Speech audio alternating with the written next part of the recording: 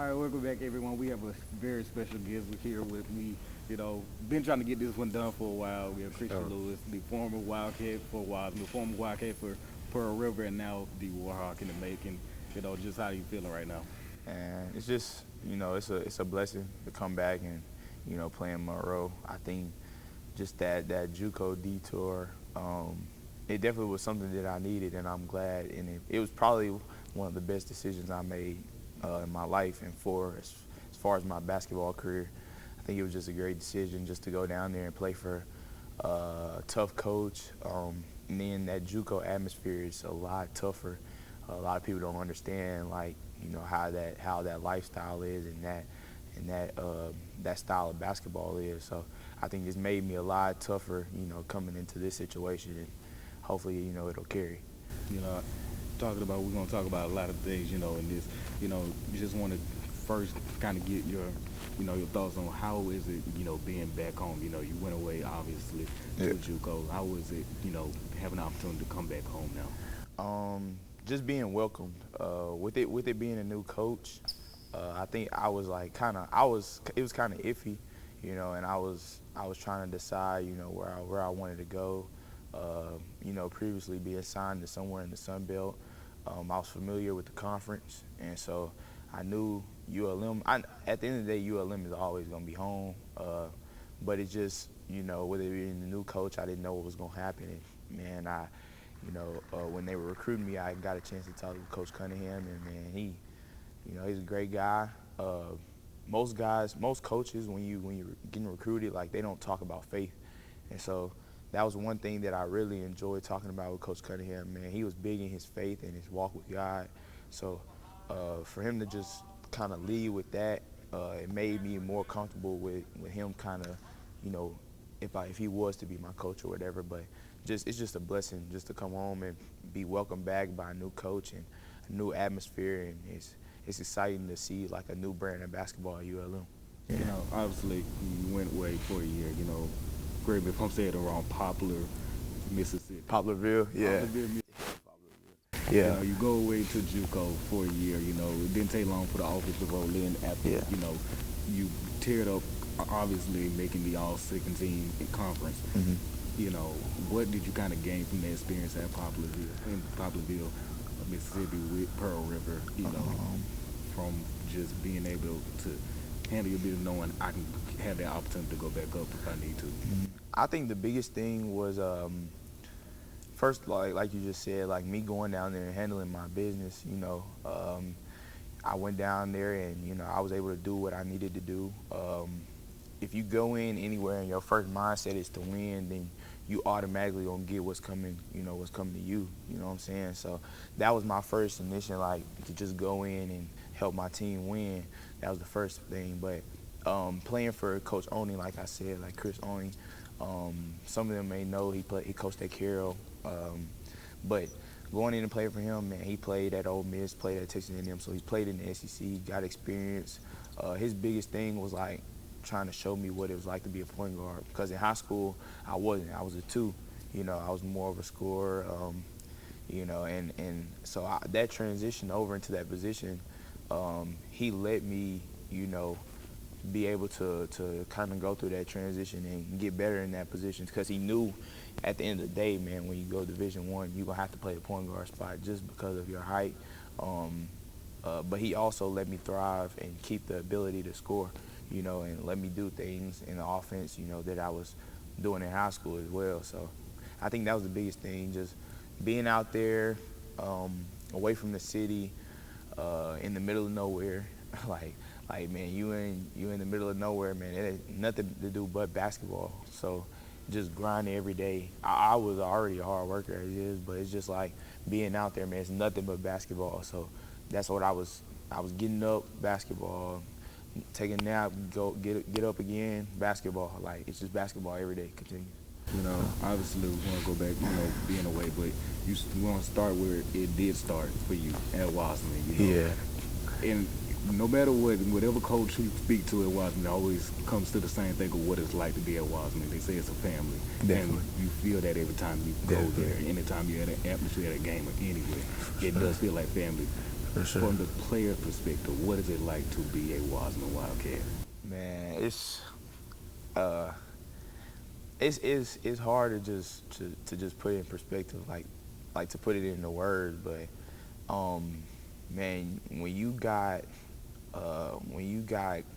men, coaches that are, men coaches, male coaches that are just trying to help you be a better person overall. It's not even when it doesn't even pertain to basketball. It's just, man, we want you to be in the best position for your future, and not just basketball, but when you got guys like Coach Jones, you got Coach Wilson. He's the assistant principal now, but you got guys like Coach Wilson. You got guys like Coach Burton, and then you got guys like Coach CJ, Coach Vaught. But then, then I had my personal, like, man, he's like my pops, and I tell him all the time, man, Coach Brass, like it ain't, it's a family, man, and my first admission, like going there, I never thought like I would be that close, and just coming from West Monroe, like I would be that close to them, and man, like by my senior year, like, man, we were family, and me and Coach Brass, we still talk all the time, man.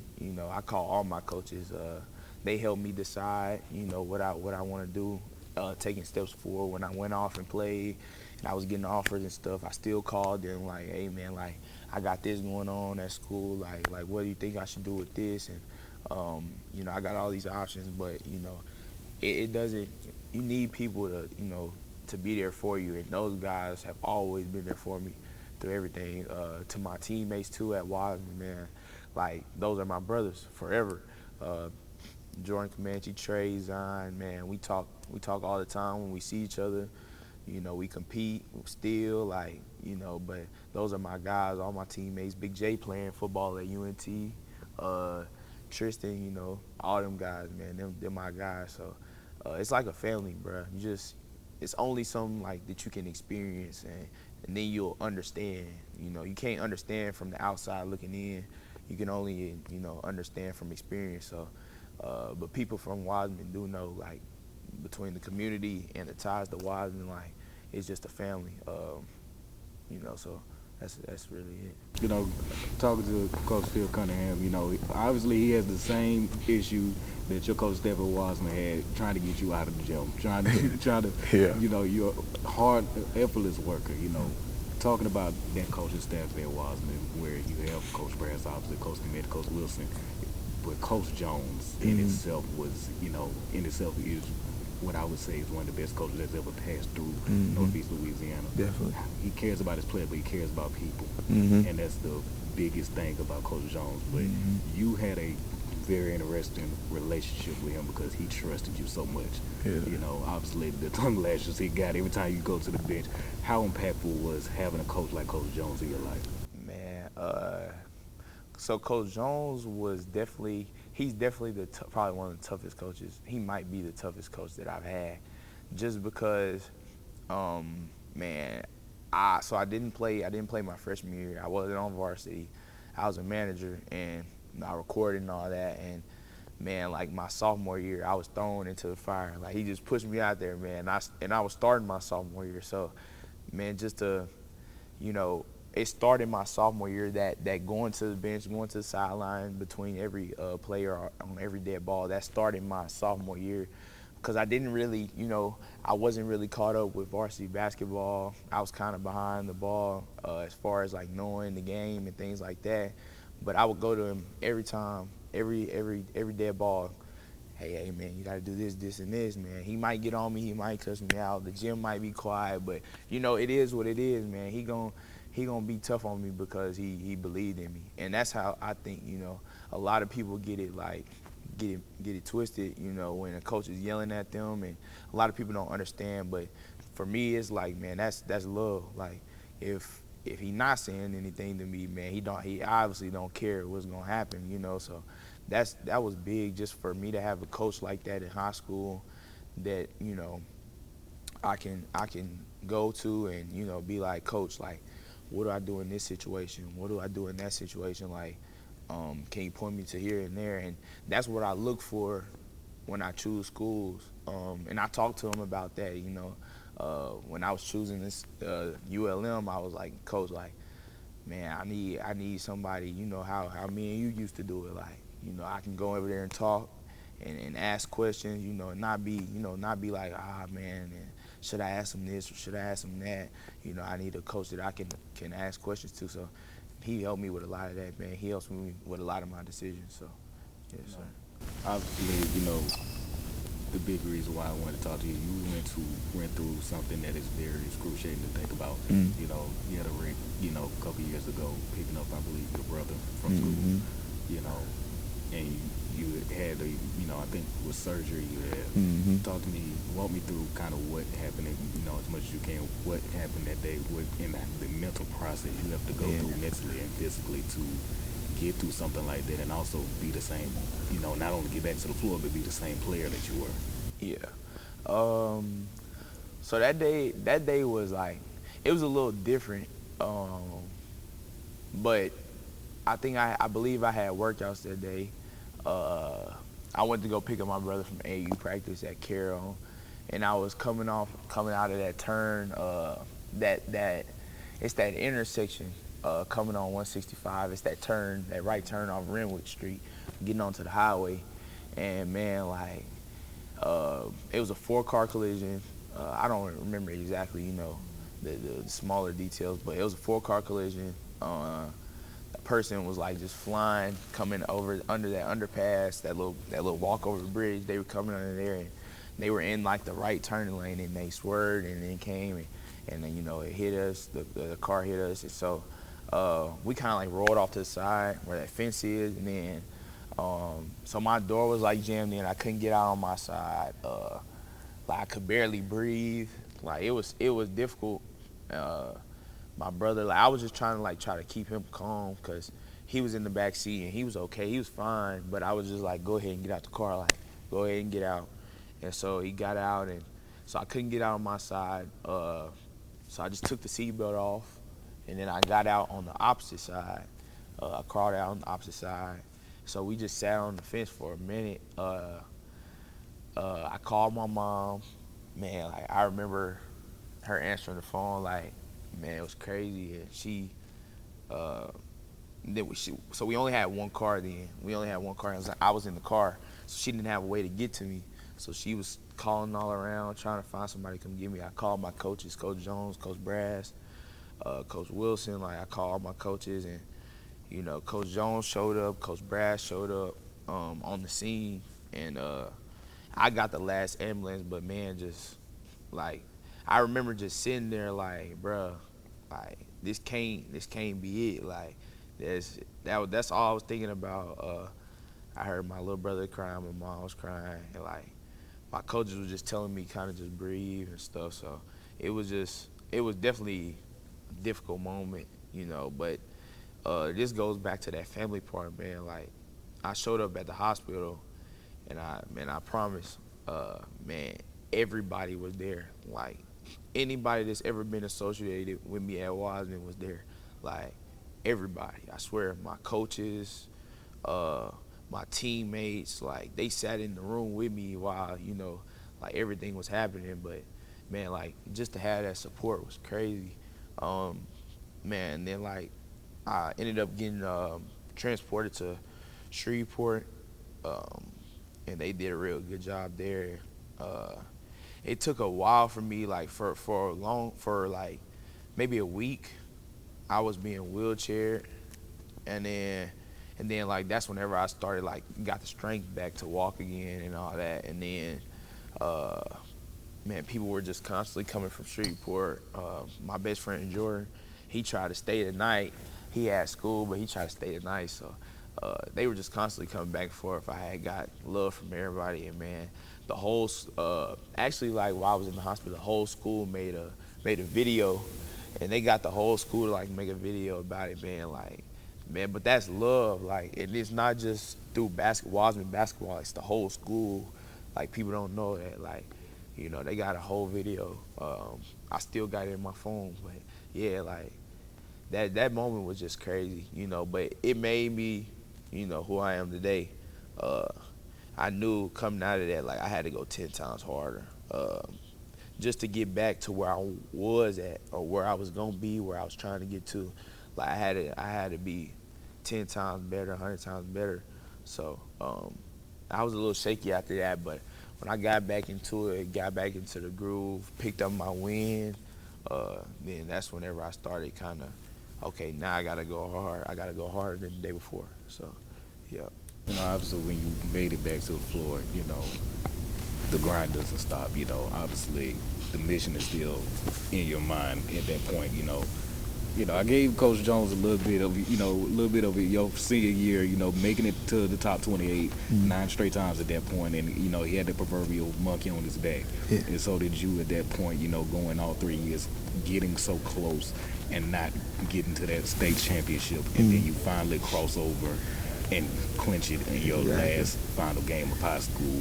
And I know there's a picture that got out that you probably didn't want to, but how was it when you were crying? And oh, with the trophy. Yeah, man, they did me dirty on that picture. But so like I said, like I didn't play my freshman year. I got to watch them lose freshman year.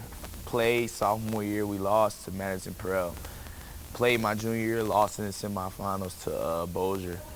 And man, it was like my senior year, it was like one of those things like, man, I can't go out like this. Like 0 for 4 is crazy. Like, and it wasn't like we weren't close. Man, we were so close every time. It was just we couldn't get over ourselves. That's really what it was. We had got so caught up in, I feel like we got so caught up in, we making it down there, man. Us making it down there is still history, and for me, that wasn't enough. Like, man, that ain't enough. Us just making it down there and losing. So, and there's almost a stereotype or an expectation of us going down there and losing. Like, nah. So something had to give, something had to change. So,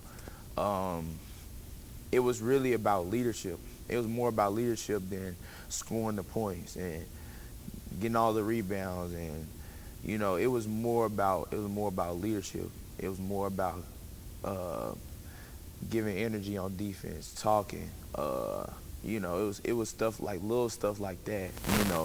You still score the ball and you do all that, but when you have guys talking and talking to each other, we doing stuff outside of basketball. We bonding, like on and off the court. Man, that's bigger than okay, we just finna go out here and beat this team. Like, that's bigger, and it could take you a lot farther. So we had that my senior year, and that's what pushed us over the line, and we went and got it. And just with that moment, man, I had to cry, man. It was a long road, man. It was a long road, and just to know, there were so many great teams, before us, that all have been expected to win, and just for us to do it, it was a good feeling. So I had to cry, man.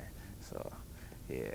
obviously, last Wossman question before we get back into your college experience. You talked about your brothers that you had. That team, your senior year was stacked. When you talk about what that team was, obviously I think you guys went like 18-1, 19-1, like 18 straight before you lost another game. It was like mid-January before anybody really gave y'all a real test at that point.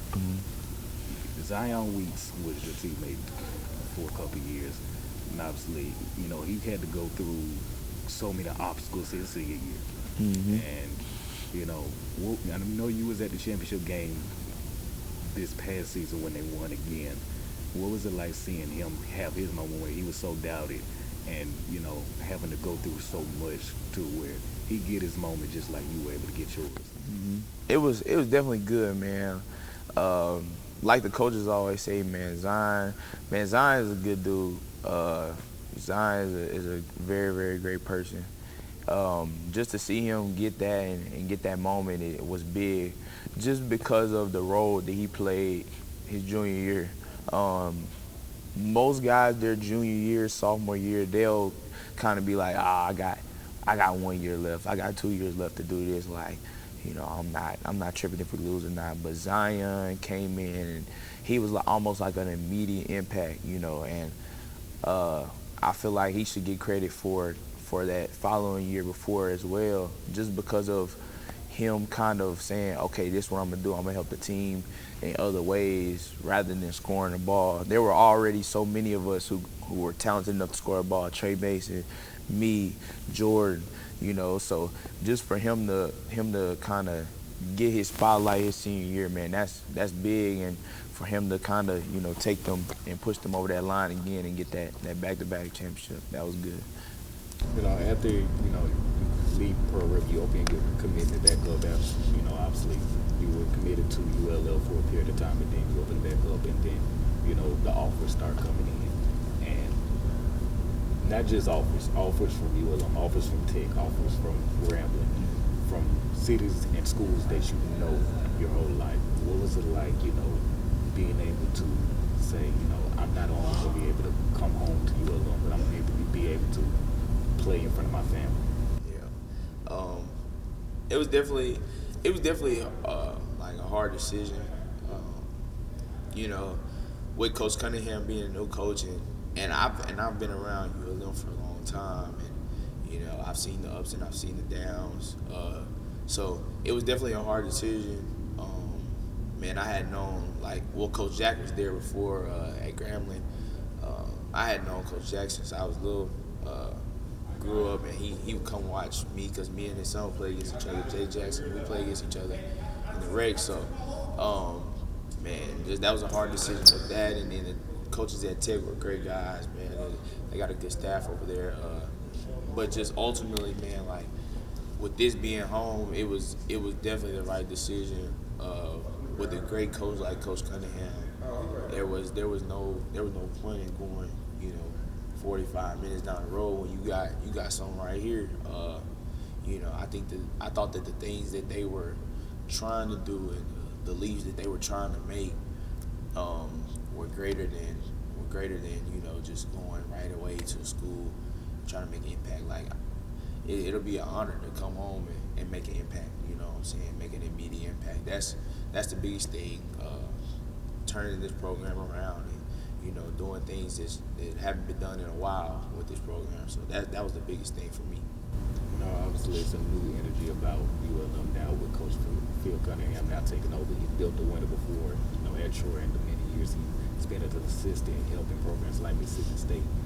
What is kind of the 5-year first impression of being a Warhawk now under a coach like Coach Cunningham? He's definitely like an energy person. I say that he's one of those coaches that's gonna come in every day, like energy, and he's very positive. There's a lot of coaches who kind of old school, they gonna cuss you out, they gonna do all that, hooping and hollering. Coach Cunningham, he's more on the calmer side, man. Hey, look, y'all are college basketball players. Y'all should be able to do this. Let's go. We shouldn't have to walk y'all through and take baby steps and all that. No, y'all know what y'all doing. Let's go. And he's just here for us, man. And that's the biggest thing with being a head coach. Him being in the drills, he's active in practice, man. Running you'll see him. He's running all over the floor, showing us stuff. He's actually in here, man, and he's in here every day. You talk about me getting in the gym, bro.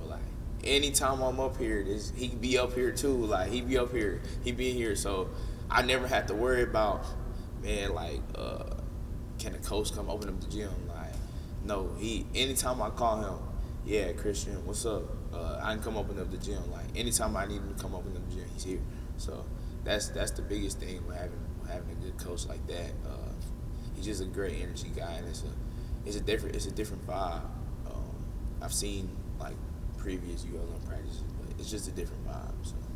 Obviously, didn't go to ULL, but you brought a little bit of ULL with you with Coach Zimmerman now being on this staff, also being a Wossman alum as well. How's it been working with him as now on the staff with you, that you can share that, not only being a Wossman alum, but also knowing, you also got in a sense, another head coach to look under. For sure. Um, Man, Coach Z is definitely a role model for me. I learned a lot from him. Uh, Man, he's just a good guy. He's the it wasn't more about ULL. It was more about finding a coach, that I can go play for, that I can trust, and somebody who had faith in me, believed in me, and the Wossman ties just made it 10 times better. But Coach Z is like a guy that I trust, and man, he just constantly I just learn from him every day, every day, every day. He's one of those coaches he not afraid to they balance each other out. Coach Cunningham and him balance each other out. He more like the Coach Cunningham more like the positive energy. Like Coach Z, hey man, come on man, we not finna do that today. He gonna get on me if I'm not doing something right. So I need that though from a coach, and that's what I'm used to playing for. And so that's you always need that. You need that tough coach that's gonna be hey man, you're not handling your business right now. You need to come on and pick it up. So, then with him just playing in the NBA and having that experience and having that overseas experience, man, I can learn a lot from him, and we break down. When the season does come, we can break down game film. I have no problem asking him hey coach, what you think about this? What you think about that? And then I can come to him and also talk about outside stuff, just because we know the area and I know him, he knows me. So it's just a good connection, and I'm glad that he's here. Just having somebody from Wossman over here too. You've been through a lot, getting to this point. People from here have seen you grow up from, all the way back into, junior high up until now. Mm-hmm. They've seen you in different phases of your life. What should people expect from this version of Krystian in the future now, being at ULM Warhawk? This version, I definitely say I'm a leader for sure. I definitely want to be way more vocal, but just here, man, I wanna leave a legacy, and I expect to leave a legacy, man. It's been a minute since a hometown guy just came through and really did their thing. So I want to be that. I want to be that person. I want to be that light, and I want to be that that advocate for Monroe, and connect the community with ULM. I think the AD, the athletic director, he's doing a very great job with that, and Coach Cunningham is too, man. He's trying to reach out in the community, and he's trying to get different things going. But I'm here to bring excitement to the city. So that's really all it's about, man. And bringing the community together, man. You don't want. I want people to be in here again. That's what I want. I'm used to playing in Monroe, and Monroe has one of the biggest. I feel like they have one of the best fan bases, in the state, man. Just Northeast Louisiana alone, man. These people in Monroe show up. They show out. I know Dub Nation gonna show up. So just getting everybody in here and seeing these stands and bleachers filled up, that'll be great for me. But just expect energy, effort, time. I'm putting in time for this, So, this is what I want. I want to be successful here, and I love it here. I love being in Warhawk. Well, yeah, I appreciate you for coming on Yeah, and for sure. speaking with me. But for everybody else, that's a wrap. Yeah, appreciate it. Appreciate it, man.